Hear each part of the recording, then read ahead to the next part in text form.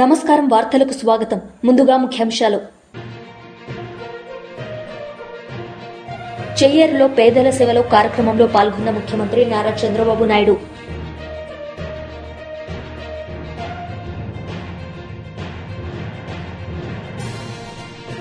మాజీ ఎంపీ కవిత మీడియా సమావేశం, పలు అంశాలపై వివరణ.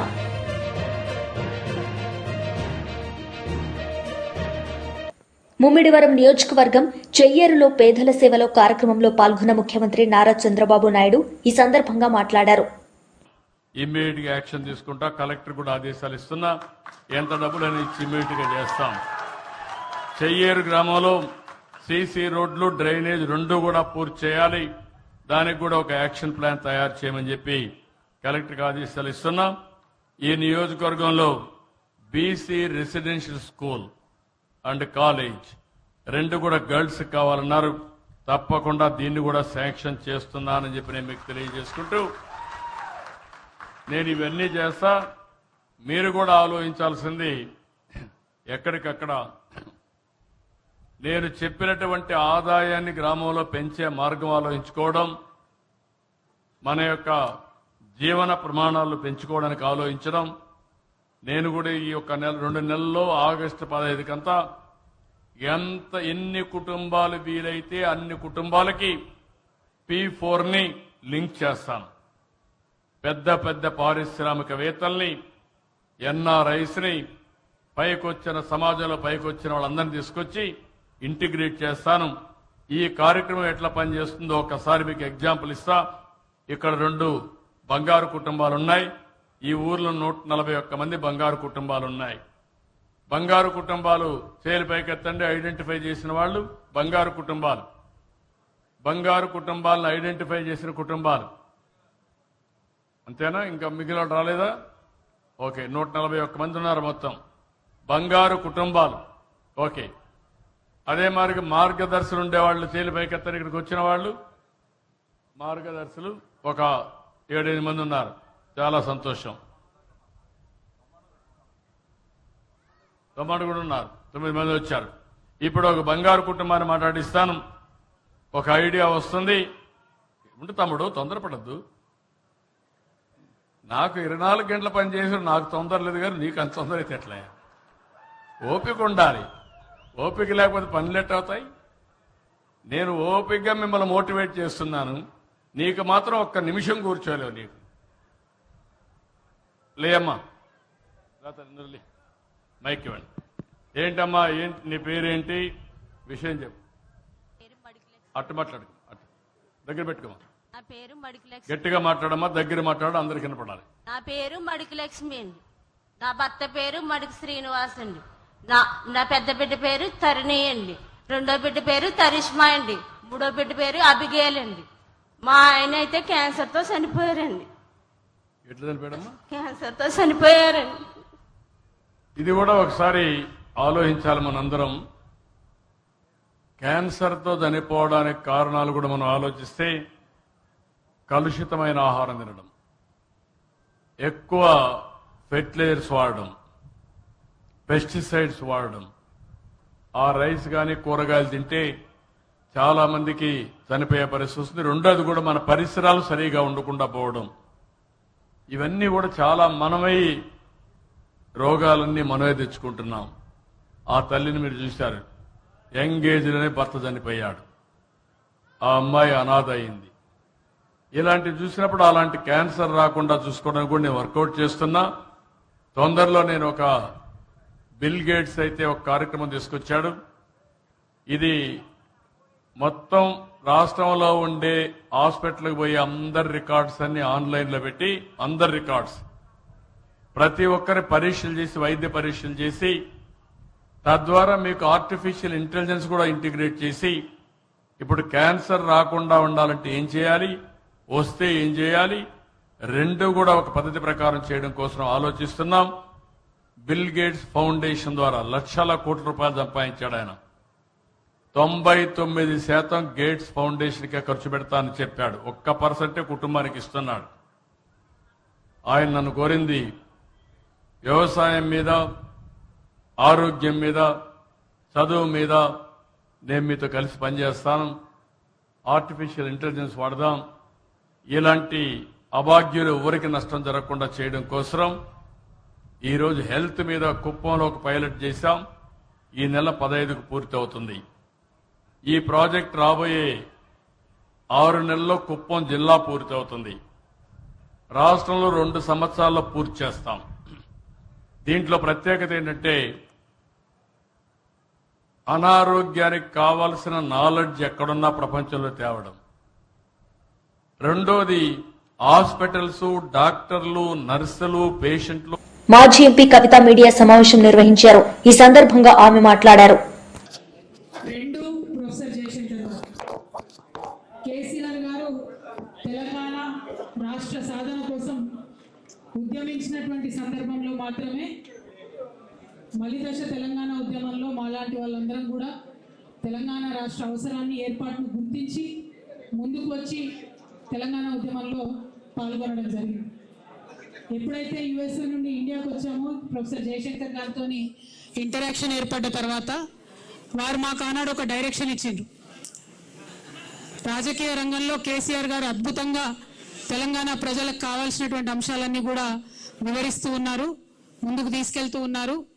ఇంకొక పక్క సాంస్కృతికంగా వెనుక పడేయబడ్డటువంటి మన ప్రాంతానికి సంబంధించి మాట్లాడాల్సినటువంటి అంశాలు చాలా ఉన్నాయి. ఒక పక్క రచయితలు మాట్లాడుతున్నారు, ఇంకొక పక్క గాయకులు ధూమ్ధామ్ పేరుతో విజృంభిస్తున్నారు. అయినప్పటికీ there is some gap, there is some space, you should think to fill that space అని ప్రొఫెసర్ జయశంకర్ గారు నాకు ఆనాడు దిశానిర్దేశం చేసినటువంటి సందర్భంలో మరి తెలంగాణ జాగృతి అనేటటువంటి సంస్థ ఊపిరి పోసుకోవడం జరిగింది. తెలంగాణ జాగృతి అని పేరు పెడుతున్నామంటే ఆనాడు చాలా మంది మేధావులు అసలు తెలంగాణ పేరు లేకుండా పెట్టండి, తెలంగాణ జాగృతి అనగానే మిమ్మల్ని వెంటనే తొక్కేస్తారని కూడా ఆనాడు అనేక మంది చెప్పిండ్రు.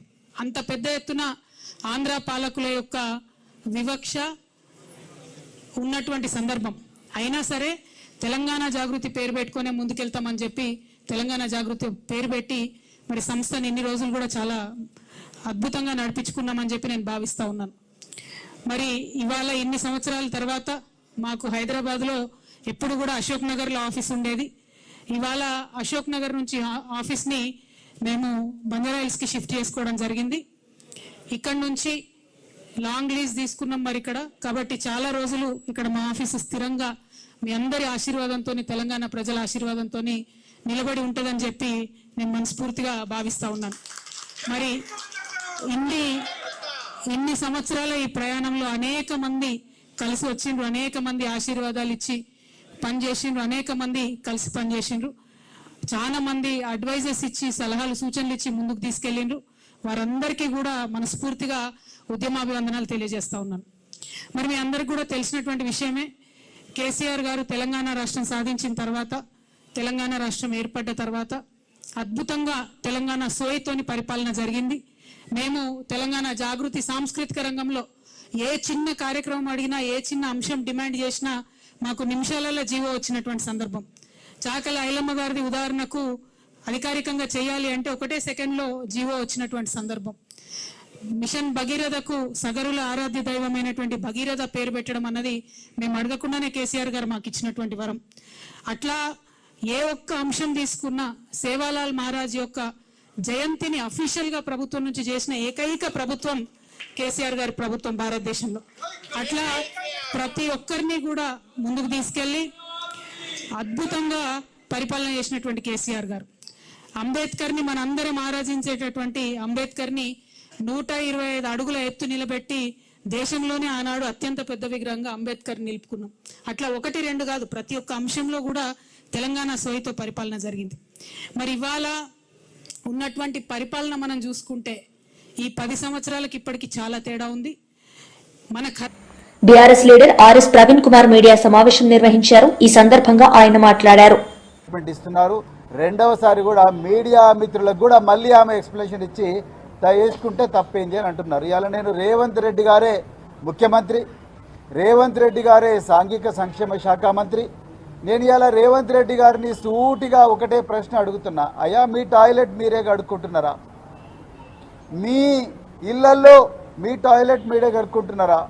మీ పిల్లలు పోయే బడులల్లో పిల్లలు వాళ్ళ టాయిలెట్ వాళ్ళే కడుగుతా ఉన్నారా? మీ మంత్రులు వాళ్ళ టాయిలెట్లు వాళ్ళే కడుక్కుంటున్నారా? కడుక్కుంటే తప్పేందని మీ అధికారం అంటున్నారు. మరి కడుక్కోవాలి కదా. నేను మొన్న కూడా స్టేట్మెంట్ ఇచ్చిన, రేవంత్ రెడ్డి గారు మీరు ఆదేశాలు ఇచ్చినందుకే ఈ అధికారి చాలా నిర్భయంగా ఎస్సీ వర్గాల మీద వివక్ష చూపుతా ఉన్నది. ఎవరి టాయిలెట్లు కడుక్కోవడానికి వ్యతిరేకం కాదు రేవంత్ రెడ్డి గారు. ఈ దేశం పుట్టక ముందు నుంచి, ఈ మానవాళి ఉన్నప్పటి నుంచి పేద వర్గాలు వాళ్ళ టాయిలెట్లు వాళ్ళే కడుక్కుంటున్నారు. వాళ్ళ టాయిలెట్లే కాదు, సమాజం టాయిలెట్లు అంతా కూడా ఈ దేశంలో వాళ్ళే కడుగుతున్నారు. మీకు తెలియకపోతే తెలుసుకోండి చరిత్ర. ఇలా వాళ్ళు ఎన్ని రోజులు రా బాబు ఈ పని, ఎన్ని రోజులు రా ఈ పారిశుద్ధ కార్మికుల పని చేయాలి, ఎన్ని రోజులు ఈ బాంఛన బతుకు ఉండాలి, ఇప్పుడన్నా మాకు మరి విముక్తి రాదా అని చెప్పి ఆనాడు మరి గురుకులాలు పెడితే ఆ గురుకులాలను కేసీఆర్ గారు చరిత్రలో ఎన్నడూ లేని విధంగా 1000 గురుకులాలుగా మార్చి ఈ పేద వర్గాలు, ఎర్ర బస్సు ఎక్కలేని కుటుంబాలు ఎయిర్ బస్ ఎక్కాలి, ఏరోప్లేన్ ఎక్కాలి, విదేశాలకు పోవాలి, ఇంగ్లీషు చదువుకోవాలి. ఉన్నోళ్ళ పిల్లలే కాదు, పేదోళ్ళ పిల్లలు కూడా కంప్యూటర్ ఇంజనీర్లు కావాలి, డాక్టర్లు కావాలి, కలెక్టర్లు కావాలి, ఐపీఎస్లు కావాలి, ఐఏఎస్లు కావాలి, సినిమా యాక్టర్లు కావాలి అని చెప్పి వీళ్ళ కోసం ప్రత్యేకమైన పాఠశాలలు 1000 దాకా పెంచితే, వీళ్ళందరికీ సన్నబియ్యంతో అన్నం పెడితే, వీళ్ళందరినీ ప్రపంచ స్థాయిలో తీసుకపోతే ఇలా కన్నుగుట్టి వివక్షతోని ఒకవైపేమో మీరే అందరికన్నా పెద్ద మాదిగా నేనే అంటారు, అందరికన్నా పెద్ద మాల నేనే అంటారు, నాకన్నా పెద్ద మాదిగా ఎవరు లేరంటారు, దళితుల ఇళ్లలో పండుకున్నా అని చెప్పి యాక్షన్ చేస్తారు, నా ఎంబడి జెండాలు పట్టుకొని తిరిగిందంత దళితులే అంటారు. మళ్ళా ఇంకోవైపు నోటితో నవ్వి నొసటితో వెక్కరించినట్టుగా మీరు ఇలా మీ అధికారితోని ఇలా మీరు నిర్భయంగా నిస్సిగ్గుగా చాలా అవమానకరమైన స్టేట్మెంట్లు ఇప్పిస్తున్నారు. నేను ఒక్కటే ప్రశ్న అడుగుతున్నా, మీ టాయిలెట్ మీరు కడుక్కున్నారా? ఇవాళ మీ మంత్రులు కడుక్కున్నారా? మీ ఐఏఎస్ ఆఫీసర్లు కడుక్కున్నారా? మీ పిల్లలు పోయే బడిలలో వాళ్ళ టాయిలెట్లు వాళ్ళే కడుక్కుంటున్నారా? అన్ని ప్రయోగాలు మా పిల్లల మీదనే ఎందుకు చేస్తున్నారు? ఈ పేద పిల్లల మీదనే ఎందుకు చేస్తున్నారు? మీరు తీయండి, రాష్ట్రం అంతా ఒక జీవో తీయండి, ఎక్కడోళ్ళు ఎవరి టాయిలెట్ వాడే కడుక్కోవాలి, ఏ ఆఫీస్లో కూడా ఎవరి టాయిలెట్ వాడే కడుక్కోవాలి, హౌస్ కీపింగ్ సర్వీసెస్ బంద్, ఇవన్నీ కూడా బంద్ అని చెప్పి ఒక ఆర్డర్ తీయండి. నువ్వు కూడా మరి చీపురు కట్ట పట్టుకొని బకెట్ పట్టుకొని ఈ టాయిలెట్ కడుక్కో రేవంత్ రెడ్డి, మీ అధికారులతో కడిగించు, ఆ ఫోటోలు మీడియాతో షేర్ చేయి. నువ్వు ముందు మీ ఇంట్లో సంస్కరణలు స్టార్ట్ చేసి అప్పుడు మా పేదోళ్ళ ఇళ్ళకి రా. గత 2-3 వేల సంవత్సరాల నుంచి ఇదే పని చేస్తున్న పిల్లలను కేసీఆర్ గారు డాక్టర్లు, ఇంజనీర్లు, కలెక్టర్లు, పైలట్లు చేయాలని చూస్తే, ఆర్మీ ఆఫీసర్లు చేస్తే మళ్ళీ మీరు ఇవాళ వాళ్ళని టాయిలెట్లు కడగమంటున్నారు. ఇందుకోసమేనా నీకు ఓట్లేసింది? 1 కాదు 2 కాదు 2 సంవత్సరాల నుంచి ఈ ఎస్సీ గురుకులాలను గోస ఉంచుకుంటున్నారు. ఎందుకయ్యా రేవంత్ రెడ్డి నీకు ఎస్సీలంటే అంత కక్ష? ఏ గురుకులాలు కూడా ఇంత గందరగోళం జరుగుతలేదు. పొద్దున్న లేచినప్పటి నుంచి వాళ్ళ తల్లిదండ్రులందరూ కూడా కూలి చేసుకునేటోళ్ళు, వీళ్ళందరూ కూలి పనులు పోయేటోళ్ళు, వాచ్మెన్ పనులు చేసుకునేటోళ్ళు, సెక్యూరిటీ గార్డ్ పని చేసుకునేటోళ్ళు, క్యాబ్లలో డ్రైవర్ పని చేసుకునేటోళ్ళు, వీళ్ళు వాళ్ళని వదిలిపెట్టుకొని స్కూళ్ళ చుట్టూ, ఆఫీసుల చుట్టూ తిరుగుతున్నారు. ఎందుకు ఈ అధికారి మీ అలుగు వర్షిని గారికి వీళ్ళంటే అంత కోపం అండి? సంక్షేమ భవనము, అది సంక్షేమ భవనమా లేకపోతే ఆర్మీ హెడ్ క్వార్టరా? వీళ్ళందరూ ఎప్పుడైతే తల్లిదండ్రులుగా వీళ్ళందరూ పోయి మేడం మీరు మా పిల్లలకు అన్యాయం చేస్తున్నారు, అప్పుడున్న ఆఫీసర్లు, ఇదే కాంగ్రెస్ గవర్నమెంట్లో ఉన్న ఆఫీసర్లు కూడా కొంతమంది మమ్మల్ని మంచిగానే చూసుకున్నారు, కానీ మీరు మాత్రం ఎందుకు మేడం మమ్మల్ని ఇట్లనే చూస్తున్నారు అని అడిగితే పోలీసు వాళ్ళని పిలిపించి వీళ్ళని బయటికి గెంటేయడం, సీసీటీవీ కెమెరాలు పెట్టుకోవడం, వీళ్ళను కనీసం కూర్చోబెట్టి కూడా మాట్లాడే సంస్కారం లేని ఆఫీసర్లను ఇవాళ మీరు సాంఘిక సంక్షేమ శాఖలో పెట్టిండ్రు. ఎందుకయ్యా రేవంత్ రెడ్డి నీకంత కోపం ఈ ఎస్సీలంటే? అంటే మాటలకు మాత్రం అసెంబ్లీలో కమిటీ హాల్లో మస్తు మాటలు చెప్తారు, ఆ మహబూబ్నగర్ జిల్లాలో ఇంకో మాట చెప్తావు, ఇంకో జిల్లాలో ఇంకో మాట చెప్తావు. అంటే వీళ్ళెవరూ మాట్లాడలేరని వీళ్ళ మీద అన్ని ప్రయోగాలు చేద్దాం అనుకుంటున్నారా మీరు? ఎన్ని ఘోరాలు జరుగుతున్నాయి ఇవాళ గురుకుల పాఠశాల. ఒక్కసారి ఎప్పుడైనా చెప్పిందా? నిన్నటికి నిన్న దక్షిణ కొరియాలో అగసారా నందిని అనే అమ్మ మాజీ మంత్రి బొత్స సత్యనారాయణ మీడియా సమావేశం నిర్వహించారు. ఈ సందర్భంగా ఆయన మాట్లాడారు. 16,700 మంది కరెక్షన్ పేపర్లు వచ్చి కరెక్షన్ జరిపించుకుంటే ఈ సంవత్సరం 16,700 అంతకుముందు వచ్చి ఇంక ఎక్కువ జరిగాయి అని చెప్తున్నారు. ఎప్పుడైనా ఏదైనా ప్రభుత్వ విధానంలో గత విధానాలు గతం కంటే మెరుగ్గా ఉండాలని కోరుకోవాలి. అంటే మెరుగ్గా ఉండాలని కోరుకుంటే ఇదా? ఇవాళ ఆ పత్రిక అధినాయకులకి ఆ పత్రికకి ఇన్ఫర్మేషన్ ఇచ్చిన ప్రభుత్వంలో ఉన్న నాయకులకి అందరికీ మీ టీవీ ద్వారా తెలియపరుస్తున్నాను. ఈ పత్రికా సమావేశం ద్వారా రాష్ట్ర ప్రధానికి కూడా తెలియపరుస్తాను. ఏ రోజైనా సరే 5,000 సంఖ్యకు ఒక్క విద్యార్థి అనేది ఎక్కువ మందికి కరెక్షన్స్ వచ్చే ఆలోచించమని కోరుతున్నాను. తీయండి లెక్కలు, రండి, నేను వస్తాను మీ రివ్యూకి, నన్ను పిలవండి, మీ రివ్యూకి వస్తాను. పెట్టండి అధికారులు అందరూ. నేను యాజ్ అపోజిషన్ లీడర్ కెపాసిటీలో నేను వచ్చి పాల్గొంటాను. ఇదేదో ఛాలెంజ్ల కోసం కాదు, వ్యవస్థను సరిదిద్దడానికి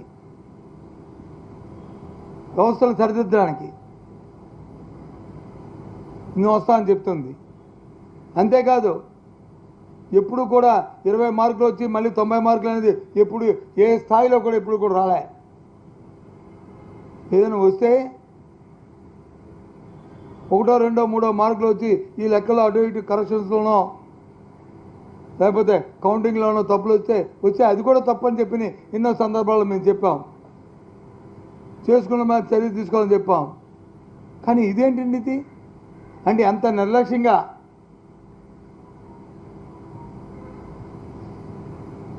వ్యవస్థలు ఉందనేది దీనికి అర్థం పడుతుంది. మరి ఇది ఎలాగ ఉన్నప్పుడు ఇంకా మహానాడు ఇంకెలాగ ఉంటుందో మనకు తెలుసు. ఏ విధంగా భుజాలు తరుచుకొని, ఏ విధంగా దెబ్బలు తరుచుకొని జై కొట్టుకున్నారో అందరికీ అర్థమవుతుంది. కనీసం దీంట్లో వాళ్ళకి ఇది లేదు, రిలేషన్ లేదు. ఎందుకు జరిగింది, ఏ కారణాలు జరిగింది, ఏం జరిగింది అని ఎక్కడ టెక్నికల్ మిస్టేక్ ఉందనేది రివ్యూ జరిగిందా అండి ప్రభుత్వంలో?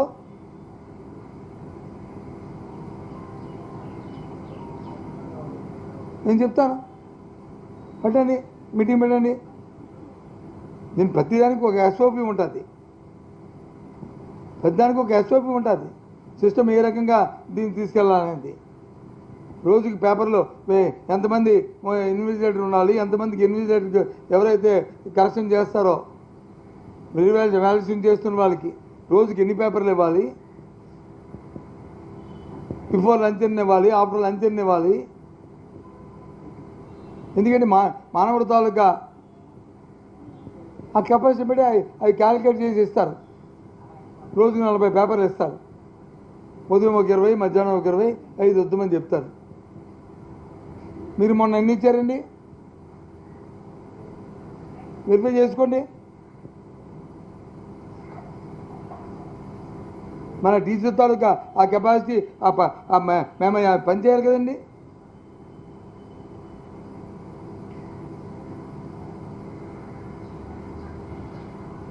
మనకి టైం బౌండ్ ఎంత అవసరమో అంత క్వాలిటీ కూడా అవసరం. బీజేపీ లీడర్ కాసం వెంకటేశ్వర్లు మీడియా సమావేశం నిర్వహించారు. ఈ సందర్భంగా ఆయన మాట్లాడారు. అంటే మన ముఖ్యమంత్రి రేవంత్ రెడ్డి అభివృద్ధి లేదు, సంక్షేమం లేదు, పరిపాలన లేదు, పిల్ల చేష్టలు, పిచ్చి పిచ్చి మాటలు, అవి తప్ప వేరే మాట్లాడేటువంటి స్థాయి లేదు, సోయి లేదు. ఈ మధ్య కాలంలో ప్రధానమంత్రి గారిని తిడితే పెద్ద నాయకుడిని అని చెప్పేసి అపోహపడతా ఉండు. నరేంద్ర మోడీ గారిని తిట్టి రాహుల్ గాంధీ మెప్పు పొందాలని చెప్పేసి ప్రయత్నం చేస్తున్నారు.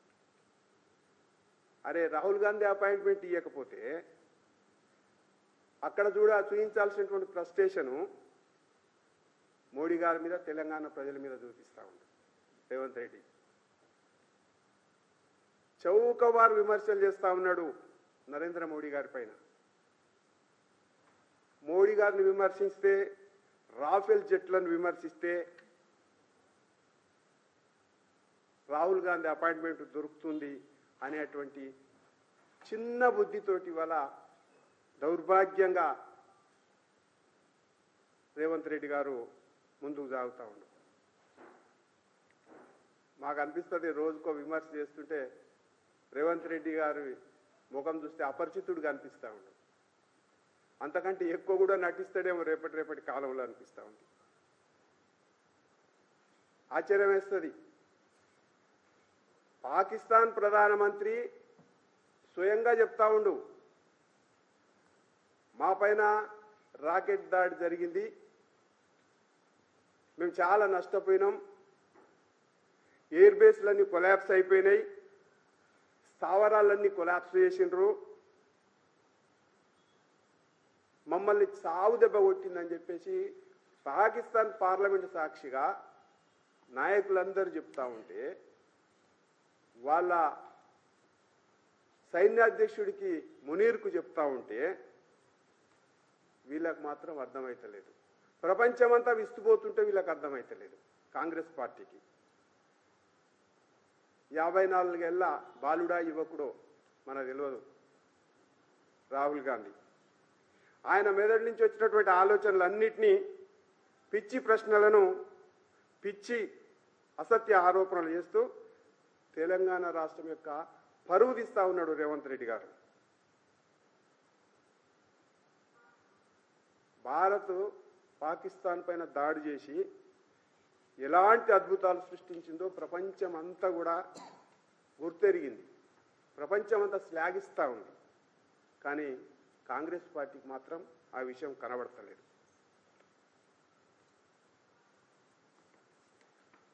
రాష్ట్రంలో ఒక్క సమస్యను కూడా అబద్ధపు హామీలు ఇచ్చేసి అసమర్థంగా దద్దమ్మ లెక్క పరిపాలిస్తూ దొంగ హామీలతో గద్దెనెక్కినటువంటి రోత ముఖ్యమంత్రి వల్ల నున్నంటే తెలంగాణ ముఖ్యమంత్రి అంతకంటే హీనంగా ఎవరు మనకు కనిపిస్తలేరు. వైసీపీ లీడర్ మీడియా సమావేశం నిర్వహించారు. ఈ సందర్భంగా ఆయన మాట్లాడారు.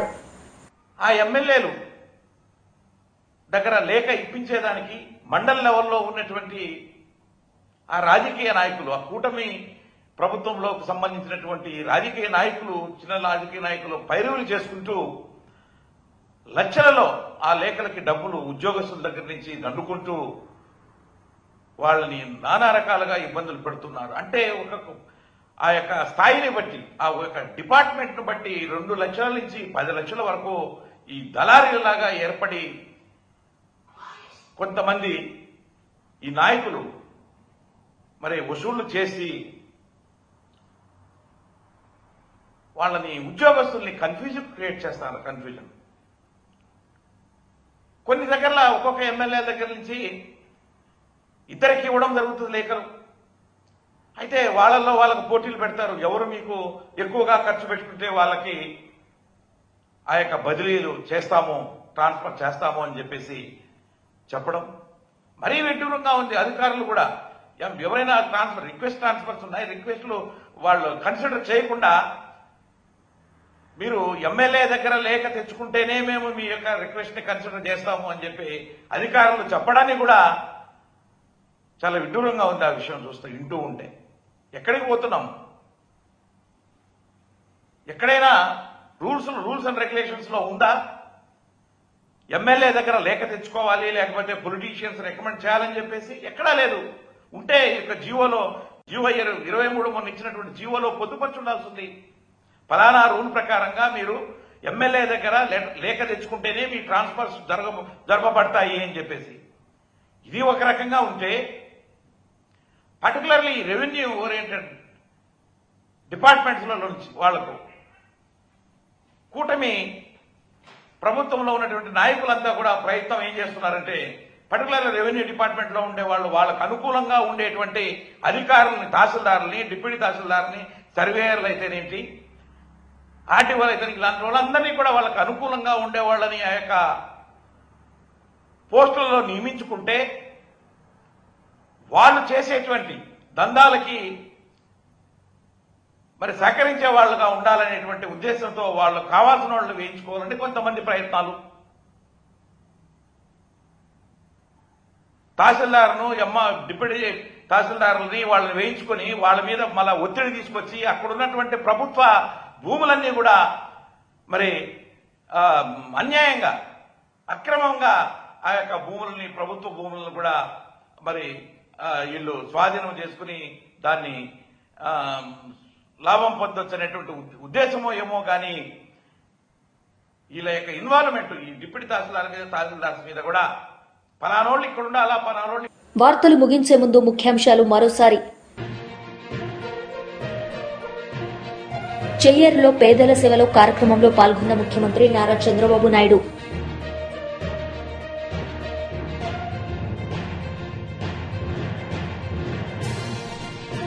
మాజీ ఎంపీ కవిత మీడియా సమావేశం, పలు అంశాలపై వివరణ.